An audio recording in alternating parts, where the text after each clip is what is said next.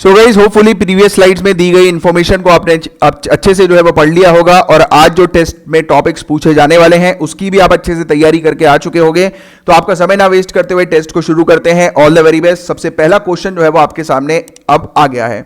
फटाक से बताइए इन तीनों स्टेटमेंट में से कौन सा स्टेटमेंट करेक्ट होगा। आपसे मैंने पढ़ने के लिए कहा था global assessment report on disaster risk reduction, GAR, इसको पढ़ने के लिए कहा था। जिन बच्चों ने इसको पढ़ा होगा तो उसका आंसर इनको मिल चुका होगा। फटाक से बताइए इन तीनों में से कौन सा स्टेटमेंट करेक्ट होगा। तो देखिएगा इस पहले स्टेटमेंट में क्या लिखा है कि ये पब्लिश किया जाता है गार, United nation office for disaster risk reduction के द्वारा, तो और ये एनुअली हर साल पब्लिश किया जाता है। तो नहीं गाइस, हर 2 साल में एक बार ये पब्लिश होता है, बाइनियली ये पब्लिश किया जाता है। तो ये वाला जो स्टेटमेंट है ये गलत हम लोग को देखने को मिल रहा है, राइट। तो ये स्टेटमेंट पहला वाला गलत हो गया, पहला गलत हो गया। तो हमारे पास आंसर ऑलरेडी मिल चुका है, 2 और 3 हमारा करेक्ट आंसर होगा। फिर भी देख लेते हैं दूसरा जो स्टेटमेंट है वो क्या कह रहा है कि गार की लेटेस्ट रिपोर्ट में क्या मेंशन किया गया है। एक्सट्रीम क्लाइमेट चेंज के कारण हमारी पूरे दुनिया भर में जो कंट्रीज की जो इकोनॉमी है उसमें 40% का लॉस देखने को मिल सकता है और अभी भी मिल ही रहा है because of extreme climate change. तो ये चीज बिल्कुल करेक्ट है। दूसरी बात, इन्होंने प्रोजेक्शन किया है कि अगर मतलब इन्वेस्ट करना ना शुरू किया कंट्रीज ने UNDRR में, यानी कि इस बॉडी के अंदर अगर इन्वेस्टमेंट करना ना शुरू किया, यानी कि फंडिंग वगैरह इस बॉडी को देना ना शुरू करी, तो फिर हम लोग को आगे चल के 4% हर साल GDP जो होती है एक कंट्री की, ग्रॉस डोमेस्टिक प्रोडक्ट जो एक कंट्री का होता है, उसमें इकोनॉमिक लॉस देखने को मिलेगा ही मिलेगा। तो ये इसके एक प्रोजेक्शन के तौर पर चीज हम लोग को देखने को मिली है। तो ये इसका जो करेक्ट आंसर है वो 1, 2 और 3 है। 1 जो है वो इसका गलत आंसर स्टेटमेंट हम लोग को देखने को मिल रहा है और अगर यहां पर बाइनियली होता तो वो ये स्टेटमेंट जो होता वो करेक्ट हो जाता, राइट। अब आ रहा है आपके सामने दूसरा क्वेश्चन, सेंडाई फ्रेमवर्क से रिलेटेड दूसरा क्वेश्चन है। बताइए फटाक से, बहुत इजी क्वेश्चन है ये वाला, तो कि सेंडाई फ्रेमवर्क जो है वो किस चीज से रिलेटेड है, जल्दी बताइए, फटाफट बताइए। तो ये देखिए, ये डिजास्टर मैनेजमेंट से रिलेटेड हम लोग को सेंडाई फ्रेमवर्क देखने को मिलता है, राइट। डिजास्टर मैनेजमेंट से रिलेटेड। एम स्ट्रिप्स, ये किससे रिलेटेड है बताइए जरा। एम स्ट्रिप्स क्या है, फटाक से बताइए। ये टर्म अभी न्यूज में था, ऐसे क्वेश्चन आपको अक्सर देखने को मिलेंगे कि एम स्ट्रिप्स टर्म जो है वो न्यूज में था, क्या है ये। तो देखो गाइस, ये एक प्रकार का सॉफ्टवेयर है। ये एक सॉफ्टवेयर हम लोग को देखने को मिलता है, इसका फुल फॉर्म है monitoring system for tigers intensive projection and ecological status. मैंने आप लोग को टाइगर के बारे में पढ़ने के लिए कहा था, टाइगर की वो 2018 की जो रिपोर्ट है तो उसको मैंने आप लोग को देखने के लिए कहा था। तो उसी में इस चीज का उपयोग किया गया था कि इसके चलते टाइगर को, एम स्ट्रिप्स जो ये सॉफ्टवेयर है उसके चलते, ये जो सिस्टम है उसके चलते टाइगर को मॉनिटर किया गया है। तो ये वाली चीज भी हम लोग को देखने को मिली थी, ठीक है। ये टाइगर का मॉनिटरिंग सिस्टम है, तो ये एक सॉफ्टवेयर से रिलेटेड है। अब आपके सामने एक क्वेश्चन आ रहा है, इनमें से पूछा जा रहा है कि किस स्टेट के अंदर टाइगर की पॉपुलेशन हम लोग को डिक्लाइन देखने को मिल रही है। टाइगर की पॉपुलेशन में, टाइगर की जो आबादी है उसमें गिरावट हम लोग को किस राज्यों में देखने को मिली है। फटाक से बताइए कौन सा इसका करेक्ट आंसर होगा। तो इसका करेक्ट आंसर मिजोरम और छत्तीसगढ़, 1 और 3 जो है वो इसके करेक्ट आंसर है। 1 और 3 will be the correct answer of this question, 1 और 3, ठीक है। तो ये चीज याद रखिएगा।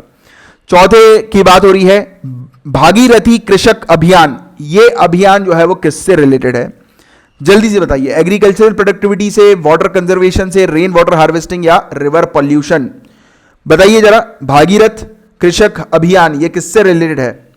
अब देखो कृषक यहां पर लिखा है तो मैंने कंफ्यूज करने के लिए लिखा था कि मैंने नहीं लिखा था, हालांकि ये जो कैंपेन है उसी का नाम ही ये है, कृषक नाम से यही है, बट मैंने आपको ऑप्शन एग्रीकल्चरल प्रोडक्टिविटी जो दिया है वो कंफ्यूज करने के लिए दिया है। जिन बच्चों ने ये एग्रीकल्चरल प्रोडक्टिविटी लिखा होगा डेफिनेटली उन लोगों ने इसके बारे में पढ़ा ही नहीं है, तुक्का मार दिया उन्होंने। तुक्का मत मारो, एग्जाम में तुक्का मारोगे तो नेगेटिव मार्किंग होती है, ये चीज ध्यान रखो। किसी डायरेक्ट क्वेश्चन अगर आपसे पूछा जा रहा है और उसके बारे में अगर आपको नहीं पता है, इन चारों में से एक भी ऑप्शन नहीं पता है, तो बिल्कुल मत मार्क करना, बट एटलीस्ट आप 2 ऑप्शन में कंफ्यूज हो तो 1 मार्क कर सकते हो, वो चलेगा। बट बिना पढ़े कुछ किसी पे भी तुक्का लगाना ही गलत है, ठीक है। तो ये वाला तो गलत हो गया, मैंने आपको इसलिए ये कंफ्यूज करने के लिए दिया था। वाटर कंजर्वेशन से रिलेटेड ये अभियान कैंपेन हम लोग को देखने को मिल रहा है जो कि मध्य प्रदेश का है। करंट अफेयर से लिंक करते हुए ये टॉपिक मैंने यहां पर आपके लिए रखा है। आपने वाटर कंजर्वेशन का टॉपिक मैंने आपको दिया था, वो पढ़ा होगा आपने, राइट। इसके अलावा फ्लोरा एंड फौना भी दिया था। तो इनमें से इनकरेक्ट स्टेटमेंट आपको पूछा गया, इनकरेक्ट गलत कथन चुने कि पर्पल फ्रॉग से रिलेटेड गलत कथन आपको चुनना है। तो देखो ये जो पर्पल फ्रॉग है, क्या ये डायनासोर के समय से है क्या। ऐसा हो सकता है कि कोई मेंढक डायनासोर के समय से एग्जिस्ट करता आ रहा हो सकता है क्या। हाँ हो सकता है। ये पर्पल फ्रॉग जो है ये डायनासोर के एरा के समय से हम लोग को देखने को मिलता है, उस समय से एग्जिस्ट करता हुआ आ रहा है। और क्या म्यांमार ने इसको अपनी कंट्री का एम्फीबियन स्टेटस दिया है? नहीं, हम लोग को देखने को मिला है कि केरला ने इस अपना स्टेट एम्फीबियन स्टेटस जो है वो पर्पल फ्रॉग को देने की बात करी है। तो ये वाली चीज आपको पता होनी चाहिए। तो इसका जो गलत जो स्टेटमेंट था वो सेकंड स्टेटमेंट गलत था, तो इसलिए हमारा जो करेक्ट आंसर होगा वो सेकंड होगा, क्योंकि इनकरेक्ट स्टेटमेंट आपसे पूछा गया है। ठीक है, 7वां क्वेश्चन, ड्रैकेनिया कंबोडियाना। ड्रैकेनिया कंबोडियाना ये टर्म अभी रिसेंटली न्यूज में था, किससे रिलेटेड है ये टर्म? बताइए जल्दी, किस चीज से रिलेटेड है? क्या ये इंसेक्ट है कंबोडिया का? क्या ये पेड़ हम लोग को कंबोडिया का देखने को मिलता है? क्या ये बहुत जहरीला सांप है कंबोडिया का? जल्दी बताइए क्या इसका करेक्ट आंसर होगा, जल्दी बताइए फटाफट। इसका करेक्ट आंसर है ये कि इनमें से कोई नहीं है। कंबोडिया से तो ये किसी चीज से रिलेटेड नहीं है, मैंने तो सिर्फ ऐसे ही ऑप्शन में आप लोग को कंफ्यूज करने के लिए किया है। अगेन, जिन बच्चों ने इन तीनों में से कोई ऑप्शन लिखा होगा वो 100% तुक्का मार रहे हैं, पढ़ के नहीं आए। अगर कोई क्वेश्चन नहीं आ रहा है तो स्किप कर दो। इस प्रकार के डायरेक्ट क्वेश्चन में तुक्केबाजी बिल्कुल मत करना। कंबोडिया की बात करें, ड्रैकेनिया कंबोडिया की, देखो गाइस ये एक पेड़, एक ड्रैगन ट्री स्पीसीज हम लोग को अभी रिसेंटली असम के अंदर देखने को मिली है। इसके बारे में मैंने आप लोग को डेली न्यूज एनालिसिस में भी पढ़ाया था। हालांकि प्रीवियस जितने भी आपको टॉपिक्स दिख रहे हैं वो मैंने डेली न्यूज एनालिसिस में आपसे आपके साथ जो है वो डिस्कस किए हुए हैं ऑलरेडी, राइट। जो लोग डेली न्यूज एनालिसिस को फॉलो करते हैं, थोड़ा बहुत टर्म वगैरह देखकर उनको आइडिया मिल रहा होगा कि ये हम लोगों ने पढ़ा है। और ये तो अभी कुछ दिनों पहले हम लोगों ने डिस्कस किया है इसके बारे में, सिकाडास के बारे में। सिकाडास क्या है ये, जल्दी बताओ, सिकाडास क्या है? तो देखो ये एक कीड़ा, एक इंसेक्ट हम लोग को देखने को मिलता है जो कि जमीन के नीचे रहता है और जमीन के ऊपर सिर्फ मेटिंग करने के लिए ही ये निकल के आता है। तो ये बिल्कुल करेक्ट है, इंसेक्ट है ये, जमीन के नीचे रहता है, अपनी ज्यादातर जिंदगी जमीन के नीचे बिताता है, बट मेटिंग करने के लिए ये ऊपर आता है। और अमेरिका में ज्यादातर ये इंसेक्ट पाया जाता है, बिल्कुल सही, अमेरिका में ही पाया जाता है ज्यादातर। इसके अलावा ये एक प्रकार के नॉइस निकालते हैं, आवाज निकालते हैं फीमेल्स को अट्रैक्ट करने के लिए। और अगर ये एक साथ बाहर आ जाएं और वो नॉइस निकालें तो उनकी नॉइस इतनी खतरनाक होती है कि वो 100 डेसिबल तक जो है वो जनरेट कर सकती है। वो वाली नॉइस साउंड जो है वो 100 dB तक हम लोग को देखने को मिल सकता है। तो ये चीज जो है वो इससे रिलेटेड थी। तो ये तीनों ही स्टेटमेंट बिल्कुल करेक्ट है। The correct answer will be 1, 2 and 3। 1, 2 and 3 is the correct answer. Traffic क्या है ये? ट्रैफिक चीज क्या है, जल्दी बताइए फटाक से। ये ट्रैफिक, चारों ऑप्शन आपके सामने हैं। ट्रैफिक जो है वो क्या चीज है, बताइए। तो देखो गाइस, एक बार यूपीएससी ने पूछा था, Amnesty International, UPSC civil services में आया था, एमनेस्टी इंटरनेशनल क्या है? तो वो एक नॉन गवर्नमेंट ऑर्गेनाइजेशन था। उससे रिलेटेड आपको ट्रैफिक के बारे में भी पूछा जा सकता है, ट्रैफिक क्या है? तो ये भी एक नॉन गवर्नमेंट ऑर्गेनाइजेशन है जिसकी आपको एक जानकारी होनी चाहिए, ठीक है। और गाइस आज 10 क्वेश्चंस नहीं है, आज सिर्फ 9 ही क्वेश्चंस थे।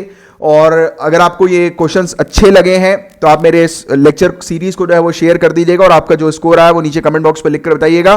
अब अगला जो टाइम टेबल आपको मिलेगा वो संडे को मिलेगा। अब देखिए यूपीएससी ने डेट डिक्लेयर कर दी है कि आपका एग्जाम 4 अक्टूबर को होगा। काफी अच्छा समय है आप लोगों के पास एग्जाम देने के लिए, बहुत टाइम है।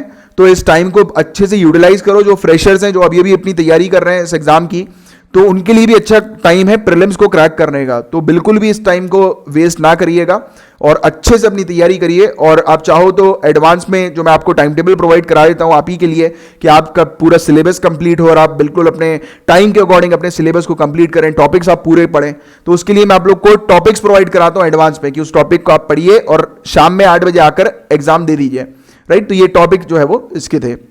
अब देखिए, अब हम लोग मिलेंगे मंडे को। मैं आपको संडे को एक नया टाइम टेबल प्रोवाइड करा दूंगा जिसमें अगले 15 दिन के आप लोग को टॉपिक्स मिल जाएंगे, जिसको आप प्रिपेयर करिएगा और उसके बाद फिर टेस्ट दीजिएगा, ठीक है। तो अभी के लिए बाय, और नीचे कमेंट बॉक्स में अपना स्कोर लिखकर बताइएगा। Have a great day ahead, Tata.